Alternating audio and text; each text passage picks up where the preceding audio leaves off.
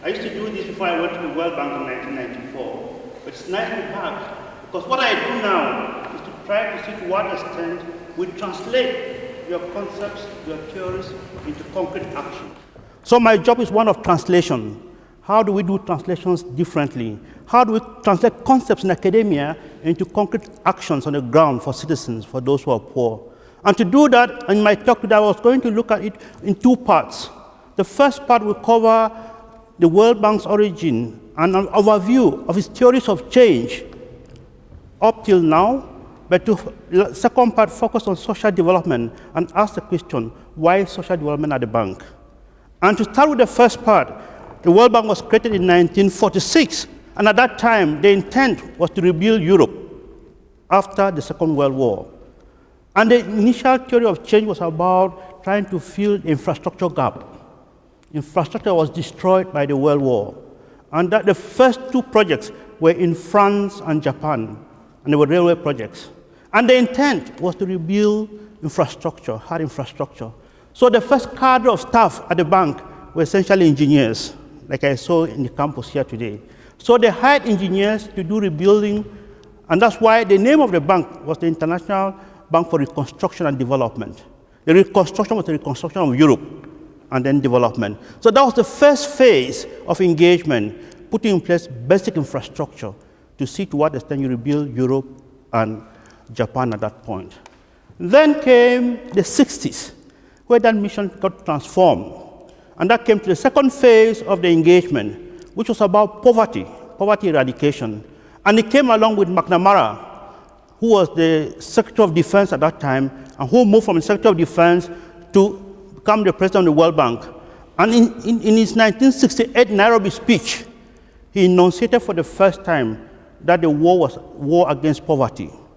Bear in mind that in the 60s, at that same time, during the Johnson administration, the discussion was about war on poverty in the US. So they brought the same thinking into the bank. How do you then think about eradicating poverty as the primary source of affliction at that point? And at that point, they changed the skill mix and they brought on board economists to see to what extent they would put in place mechanisms and policies to try to eradicate poverty. And the aim was then to ask the question, how do you measure the change? How do you know you're actually eradicating change? And in the days of McNamara, who came from the US Army after Vietnam, the focus was on measurements, targets, certain targets. And everything, if it could not be measured, if it could not be counted, then it did not matter. And that focus on certain targets, on measurement, became the critical objective of the work which was done at the bank. After the Nairobi speech in 1968, the bank was dominated by economists. That then changed gradually in the late 70s and the 80s, where they realized that just trying to do measurements and do poverty eradication was not enough. The next theory of change was about that there was a policy gap. We need to fill gaps in policy. And that those gaps in policy had real implications for the work we do. And for the first time, they said, if we don't have the right policies in place, and if you don't have the right institutions in place, you're not going to be able to reduce poverty effectively. Hence, the structural adjustment program of the late 70s and the 80s, where the intent was to see to what extent you do structural adjustment of the systems in ways that would then put in place right policy prescriptions and the right institutions to be able to solve problems in development. For those of you who know the politics of the late 70s and 80s around structural adjustment, it had a profound impact on Africa, for example, where as part of that process, thousands of public servants were laid off because it came along with what was called at the time the Washington Consensus, which was about policies around liberalization. How do you open up systems to markets, and how do you introduce markets as the primary organizing force? And that brought in more economists, macroeconomists, who looked very carefully at policies and asked the question, where do we have policy failure, and what do we need to do differently to change policies? So this infatuation with policy and policy change had real impact on citizens, on human beings, because everything was around how do you get the right policies in place and how do you strengthen institutions. After the debacle of the structural adjustment program, there was serious thought about, is this thing working? How do we know we're going to do change differently? And then we came and at that time, civil society was really critical of the World Bank. There were different movements saying that the World Bank was doing more harm than good because they were laying off people, breadwinners, and the level of poverty was increasing, not reducing. Then came the discussions in late 1980s and in early 1990s, where for 2 weeks, especially before the Rio summit, we had NGOs camping in front of the World Bank for 2 weeks, contesting that the development we were doing was not sustainable, and that we never had sustainable development in place, and that what they need to do is introduce sustainability as the core defining element. That came along with the Brundtland Commission on Sustainable Development, which was reported in Rio during the Rio Earth Summit in 1992. There, the emphasis shifted to how then do you put in place the core parameters of sustainability. And there, they were focusing on 3 areas of sustainability: economic sustainability, ecological sustainability, and environmental sustainability. The aim was to see to what extent you then put in place systems, processes, and institutions to do that. And they argued that if you're going to manage it well, you're going to handle resources, not only for this generation, but for future generations. Back in Africa, we used to have idioms. We said, we don't own this land, we borrow it from our children, because you need to manage the assets, the resources, in ways that you leave them for future generations. And this philosophy was captured by the Brundtland Commission during the Earth Summit in Rio.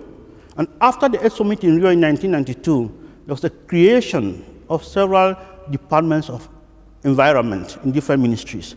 And that's where elements of sustainability were put in place, and the challenge was therefore one of sustainable development as a complement to the central mission of the bank, which was around poverty eradication.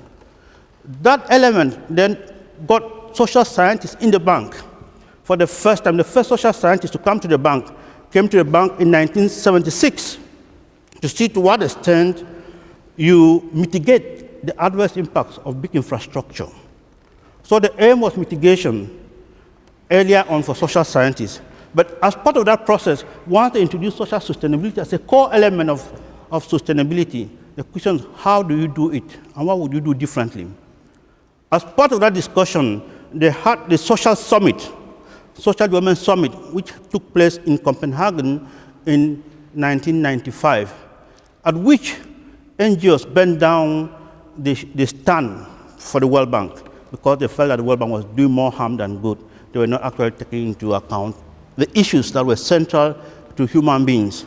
So as part of that discussion, we argued that if you're going to make this development sustainable, you must put people at the center of development. So we came with a slogan, putting people first, and that was the key slogan. And as part of that, they created a committee to think through carefully and look at the development of social development. What do we need to do differently? So in 1995, the World Bank created a special commission to look at the social foundations of development, which came up with its report in 1997. And for the first time, the Department of Social Development was created at the bank. So it's a very young department. It was created out of struggle, and it was created in 1997. And the primary objective at that time, the motto was very simple: do no harm. If you engage, do no harm. Don't destroy communities, don't destroy citizens, don't destroy their source of livelihood. And that's where social development came on board initially to do 3 things. The first was, how do you consult local communities? And what's the nature of that consultation as part of our investment program? And the aim of the consultation was to ensure that you don't do harm to investments at the local level. And that gave rise to what we call at the bank safeguard policies. You need to safeguard that people, poor people, vulnerable groups, don't get hurt by the development process. And that do no harm policies came up as the core defining mission of the bank because it became what we call the sustainability and safeguard policies of the bank, social safeguard policies of the bank. And as part of that, we then thought through and said, now that we have been advocating to have social sustainability, how do we mainstream it in the bank? And became an agenda for mainstreaming. And at that point, we requested for the first time to write a corporate strategy on social development. And that corporate strategy for the first time was written in 2005. And it was built on 3 pillars: social inclusion, social cohesion, and social accountability. Because we argued that for development to be sustainable, socially sustainable, it must be inclusive, cohesive, and accountable. And that was the basis of the engagement going forward. And that leads me gradually to the second part of the talk, to ask the question that we have now framed the issues and said we're going to have development that was socially sustainable, development that is inclusive, accountable, and cohesive. What does that mean for us as a social development department and the bank? Bear in mind that by this time, the bank is a big institution, and the social scientists in the bank were still quite marginal. We're not yet up to 100. As we speak today, the social development community at the bank consists of about 204 staff members, compared in an institution of about 10,000 or 13,000. So we're just a drop in the bucket, if you look at it in the bigger scheme of things. But at the same time, that's one of the few institutions where you have the highest concentration of social scientists anywhere. With 204 working on the same set of issues, we're quite a force to reckon with. So after 2005, with the corporate strategy, we went into thinking through what does that mean for us. How then do we look at different business lines in ways that you create value and move forward with the agenda we set for ourselves? The first was around the whole area on social sustainability and safeguards. And there, we asked the question, what's our value proposition? What do we want to do differently on this particular topic? And as part of that, we argued that if we're going to do no harm, we should not stop there. We should ask the question, how do you do good? And there's a lot of pushback from senior administration that all we need to do is to mitigate the adverse impacts of our investments, of our lending policies, of our policy advice, and our investments. And we push out to say, listen, if we're going to have sustainable development, we need to go beyond do no harm to doing good, to look at different elements. And part of that business line on social safeguards had 4 components. The first was to look at issues of land acquisition and involuntary settlement under eminent domain principles. When the state acquires land because it's in the public interest, what does that mean? Do we see citizens as victims of development, or should we see them as agents of change going forward? And that first discussion around eminent domain, how you frame it and how you engage, has been a vehicle where there's been a lot of abuse in the way we do business. Public servants expropriate land, claiming that it's in the public interest. Which public are they talking about? And how do you know that? And those have been challenges we have been trying to give content to this public purpose doctrine, to ask the question, when you expropriate land, how do you ensure that people are not seen as victims of development, but as agents of change in their community?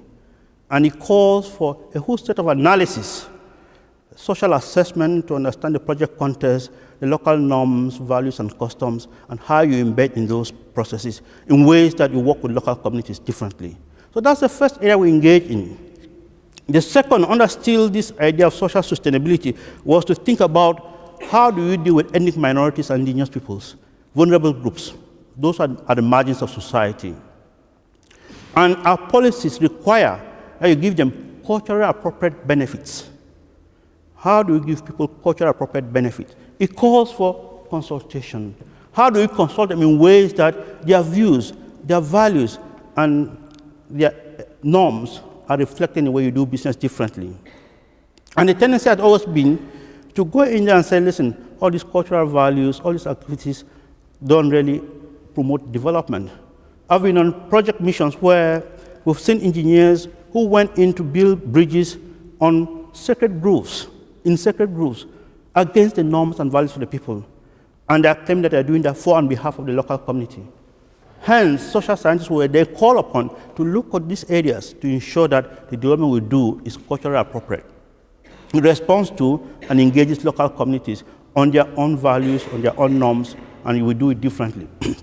That has become an important work program for us, dealing with vulnerable groups, ethnic minorities, and others. The third area around this was the notion of consultation.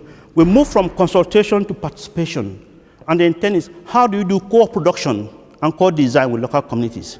How do you engage them as part of that process going forward? And that has been a real challenge, because when we say consultations, as Rian knows very well, it's always been very challenging. When is it meaningful? Because in most instances, in the early days of consultation, it was, I talk, you listen.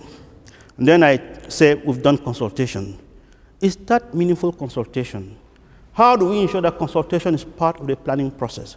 And how do we engage in ways that people feel they're part and parcel of the process? Mindful of the fact that when we say consultation, there's always an assumption that you consult and somebody else decides. And if you're going to consult for another person to decide, will they hear your voice? And will they reflect that in the development process? So we then insisted that there must also be participation of local communities in the development process because it's for them and it's theirs. And that has been a challenge for us, and I'll talk more about that going forward. The second area, which we've focused on then as part of that strategy, was around social inclusion. To ask the question, who are those who are left out in the development process? How do we know them, and how can we reach them?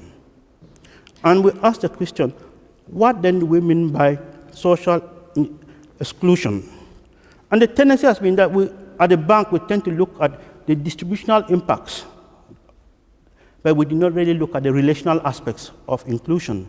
It's easy to look at inequality to understand the distributional angle, but you need to think through very carefully the relational dynamics to understand patterns of exclusion.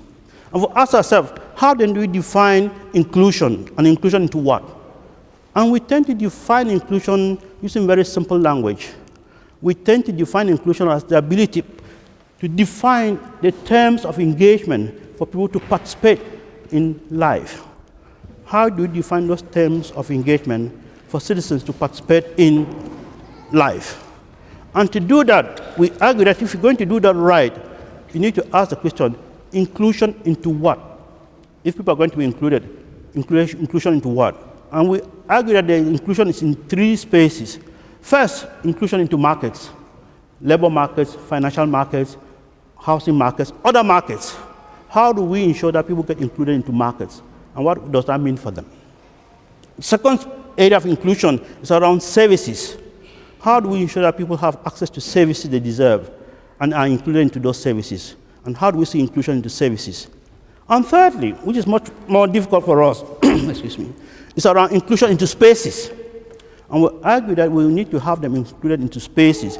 And by spaces, we mean social spaces, cultural spaces, and political spaces. And this is a much more difficult domain for us to ensure that people get included in those spaces.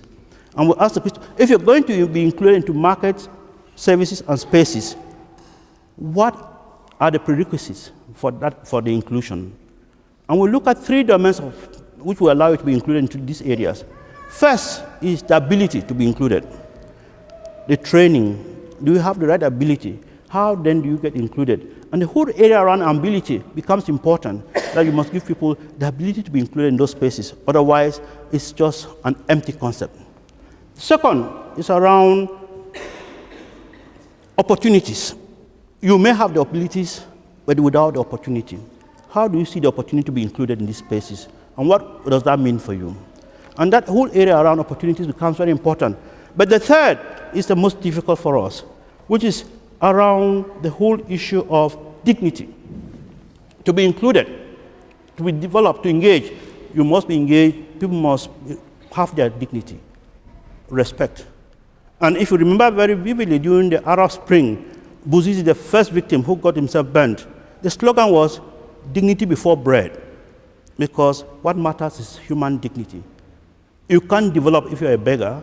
You need your dignity in order to engage differently. And the challenge then is, we don't know how to do dignity.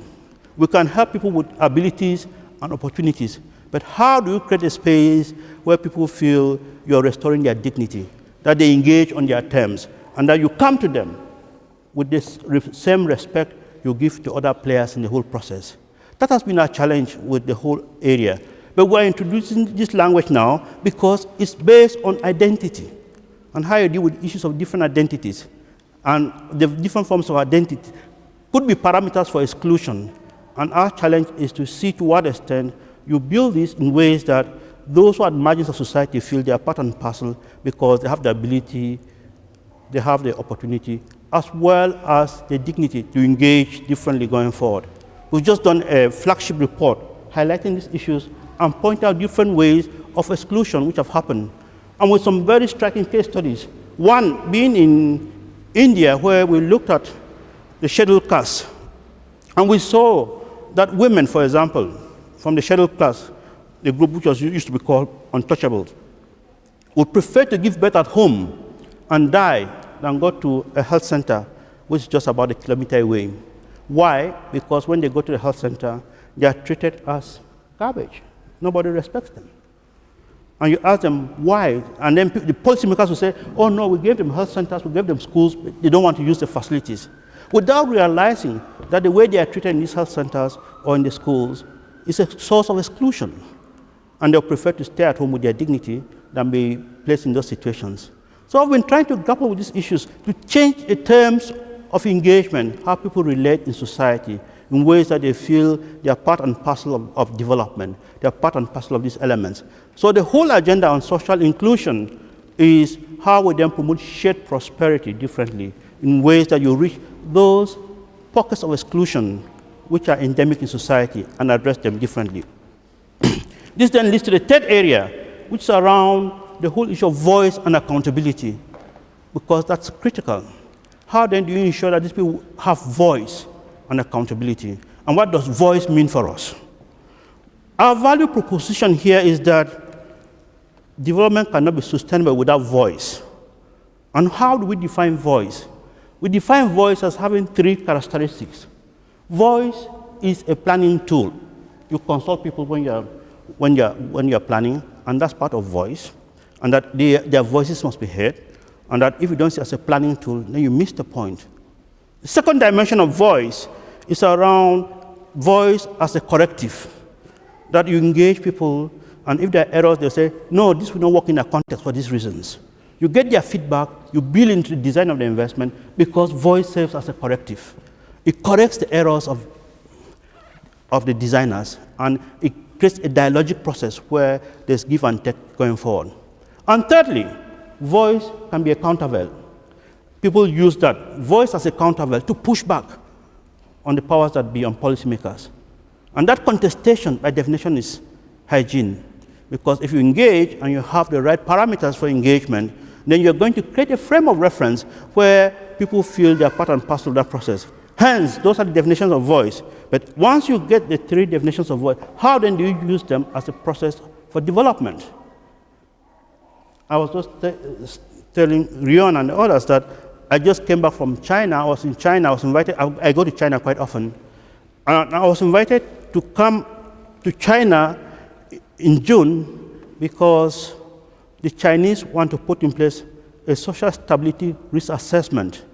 It's driven by the fact that in 2012 alone, China had 128,000 riots and strikes, flash mobs, contestations, ways of doing business differently. And the Chinese authorities are worried. And while in China, it was very telling because some of the party leaders at the National Planning Agency, NDRC, told us that 10 years ago in China, the government and the party, the state and the party had the microphone and could control the microphone.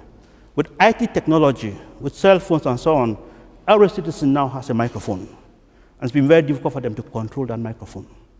How then do they do a risk assessment differently? How then do they manage these social processes, which are really an output, a product of the growth of the middle class in China? Because as middle classes grow, the issues of voice and accountability become front and center. They want to establish a new social compact between the state and citizens.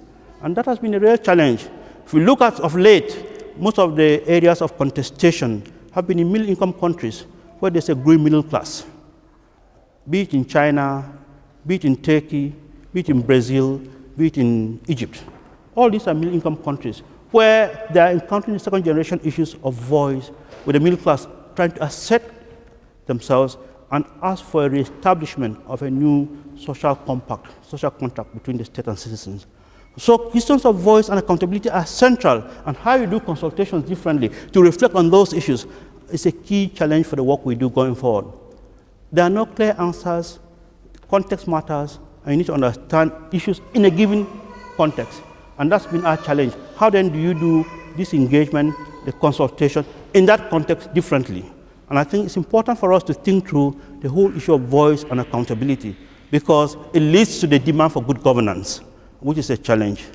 And we believe that with consultation and what we've been able to do, we've been able to open doors, even in countries where nobody would have been able to create that space. What I'm grappling with now as part of the research agenda is try to understand the relationship between voice, good governance, and poverty reduction. Is there a relationship? If so, what's the nature of that relationship? So we started a study this year just to focus on that element, the relationship between good governance and poverty reduction. Because if we look at some of the countries which have reduced poverty rapidly, they tend to be China, they tend to be Vietnam, and are those areas of good governance. What explains the fact that they have done that very well? And what are we looking at? And I'll argue that it's around institutional theory, how you look at local institutions, how responsive they are to citizens. And that if you don't understand the institutional foundations of engagement, you're not going to understand the nature of governance in this context, and how open those institutions are, and how they create space for engagement going forward. So that was a chapter around social accountability. And the fourth area is, how then do we see social cohesion? Because most of the countries we work in are afflicted by conflict and violence. And the challenge for us has always been, how do you create the space to open up systems for people to feel they're part and parcel? I would argue that once you close up systems and people don't have an avenue for engagement, for voice, it translates into conflict and fragility. And that we've been trying very hard to see how you build new social compacts, arenas for engagement that will create space for discussions around the development paradigm. Otherwise, the only outlet for citizens is through contestation, through violence. In tomorrow's discussion, I'm going to argue that part of the contestation you see is that people use the fist as a manifestation of their anger, of their frustration with the system. And the challenge for us is, how do you convert that fist into a handshake? And it's done through a process of consultation. Because part of the work we do is not to see people all the time fighting, demonstrating with their hands, but for them to be able to shake hands as part of that discussion. And that's going to be an area how we look at issues of social cohesion going forward. The other challenge, which is part of this discussion, is around the whole issue of citizen security. As places urbanize, as people move into the cities, there's huge amounts of insecurity. In the work we do in Latin America, especially in Central America, Guatemala, Honduras, all those areas, citizen security is the top issue because of the insecurity in the cities. And part of the challenge is, how do you secure them? And the argument is that if you were to build systems and institutions that are responsive to the needs of citizens, you're going to create citizen security, because it's all about empowering citizens to be law-abiding. Think about it. If you empower citizens to be law-abiding, you deal with issues of. But for them to be law-abiding, there must be institutions in place that respect them, that engage them, and work with them differently. In 2010, we introduced a fourth pillar to our strategy. We were to look at issues of social resilience and ask the question, how do societies and communities bounce back when there are shocks in the system? And what do they do differently? Because as we see there on a daily basis, natural disasters, earthquakes, floods, and so on, and these tend to destroy the local social fabric. How do these societies, how do these communities bounce back in those instances? And what do we need to do differently to ensure that they are resilient to these systems? And we've been trying to invest at the community level, at the local level, look at the institutional foundations of local development through community-driven approaches, trying to rebuild and strengthen the nature of social fabric in ways that you can plan together, build within that system ways of rethinking collective responsibility and how we do social solidarity differently. This is a new area which is linked to our work on climate change and climate variability, and the intent is to see to what extent you help communities and society build resilience of that nature going forward. So in that context, these four pillars define the key pillars of the work we do in social development to support the overriding agenda on poverty reduction. Now we're being reorganized at the bank, and we're going to become part of a bigger group where you have rural development, social development, and urban development as one global practice. The intent there is to argue that as we go into this millennium, poverty is going to be essentially an urban issue. As people move from the rural areas into the cities, looking for opportunities, looking for new abilities to engage, most of them will not find it. And as they move into the cities, the real challenge for them is to find housing. So you have the problem of squatters, of slums. And we ask ourselves, if you're going to work with slums on squatters, for example, in Mumbai, or in Kibera in Kenya, or elsewhere, how would you do it differently? Are you going to see them as illegals, or are you going to see them as partners in development? How do we put in place processes for co-design and co-production? And if you're going to do that right, you must work with squatters as citizens, because they are first and foremost citizens of the country, and see them as agents of change, not victims of development. And that will call for a different frame of reference, because under state laws, they tend to see squatters as illegals who are squatting on public land, on other people's land, who should be flushed away, creating new arenas for contestation and for conflict. And we're trying to think through differently how then we build inclusive cities, cohesive cities, and accountable cities. And we argue, as Avisha Magali told us, that we need to then have build a decent society, and a decent society is one whose institutions do not humiliate its citizens. How we get to that level where you build decent and viable institutions which will not humiliate the citizens becomes the key to that. I'm really proud to be here because what Rion and the team have been doing, they have been 10 years ahead of the curve, trying to listen to and engage citizens differently, to work with them, and to ensure that the consultation they do is part and parcel of meaningful engagement. And we are coming to it late in the game, but you have been ahead of the game, and this is a remarkable center of excellence, and we hope that we're going to learn from you and bring your lessons to other parts of the world where consultation will be needed. Thank you very much, and congratulations. The University of Huddersfield, inspiring tomorrow's professionals.